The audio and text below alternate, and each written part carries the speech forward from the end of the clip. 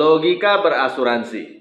Jelas karena kebutuhan akan keamanan. Karena ada resiko yang kita tidak tahu kapan terjadi. Kata teman saya, kalau tahu kita tunggu aja. Pas sudah mau dekat, baru diasuransikan. Mungkin kelihatannya agak picik ya pikiran seperti itu ya.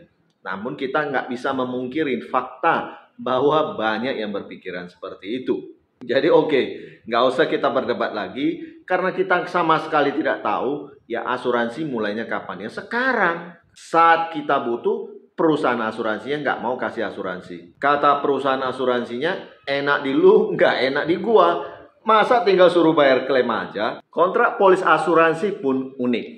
Berbeda dengan perjanjian biasa. Kalau perjanjian biasa, dua pihak saling sepakat, sudah bisa. Kalau perjanjian polis asuransi, tidak bisa. Harus didahului dengan proses seleksi resiko. Layak nggak seorang calon tertanggung itu menjadi tertanggung di perusahaan asuransi? Calon tertanggung itu wajib menyerahkan semua dokumen, pertanyaan-pertanyaan di dalam surat pengajuan asuransi jiwa dengan akurat. Sebagaimana di dalam pasal 251 Kitab Undang-Undang Hukum Dagang Indonesia, bahwa apabila terdapat data yang sengaja disembunyikan, walaupun itu dilakukan dengan itikat baik oleh seorang calon tertanggung, bahwa setelah data tersebut ditemukan, maka perjanjian tidak akan diadakan atau perjanjiannya tidak akan diadakan dengan syarat yang sama. Maka bila itu terjadi, polis asuransi akan batal demi hukum. Bila kontrak batal, maka penanggung perusahaan asuransi tidak berkewajiban untuk membayar apapun kepada tertanggung ataupun kepada penerima manfaat. Karena ya polis dianggap tidak ada dan tidak pernah diadakan. Kedua pihak, baik calon tertanggung maupun penanggung, masing-masing harus beritikat baik.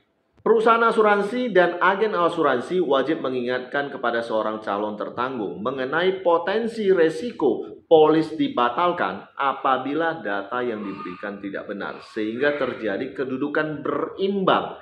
Perusahaan asuransi mengingatkan calon tertanggung melakukan kewajibannya mengisi dan memberikan data dengan benar. Lalu proses seleksi resiko dilakukan dan bila memenuhi syarat, maka sahlah perjanjian polis tersebut. Semua proses pengadaan polis, proses underwriting, penilaian resiko itu adalah satu kesatuan yang tidak terpisahkan daripada polis asuransi. So guys, beda ya perjanjian biasa dengan perjanjian asuransi.